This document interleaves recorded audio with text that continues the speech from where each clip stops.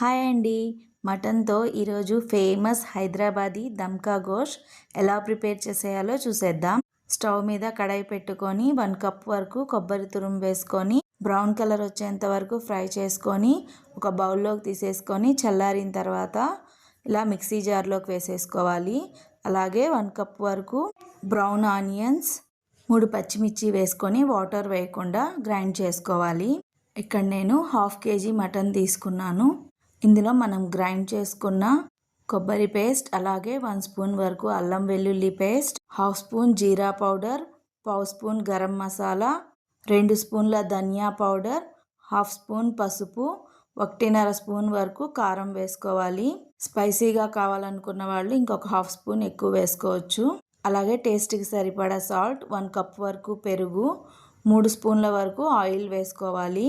ఇక్కడ నేను onion fry చేసుకున్న ఆయిల్నే వేసుకున్నాను. అలాగే 4-5 మిరియాలు, 4 లవంగాలు, 1 ఇలాచి, 2 బిర్యానీ ఆకులు, కొంచెం దాల్చిన చెక్క వేసుకొని అన్నీ కలిసేలా ఇలా మిక్స్ చేసుకోవాలి.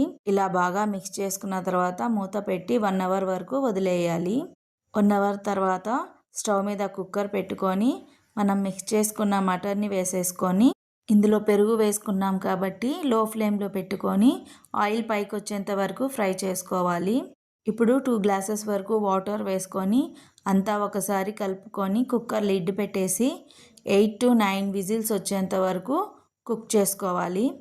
ప్రెషర్ అంతా పోయిన తర్వాత కుక్కర్ లిడ్ ఓపెన్ చేసి స్టవ్ సిమ్లో పెట్టుకొని కొంచెం కొత్తిమీర అలాగే అల్లం తురుము వేసుకొని ఇంకొక 5 మినిట్స్ కుక్ చేసుకుంటే హైదరాబాదీ మటన్ దమ్కా గోష్ రెడీ అయిపోయింది. మరి ఈ రెసిపీ నచ్చినట్టయితే లైక్ చేయండి, షేర్ చేయండి, అలాగే మన ఛానల్ని సబ్స్క్రైబ్ చేసుకోండి.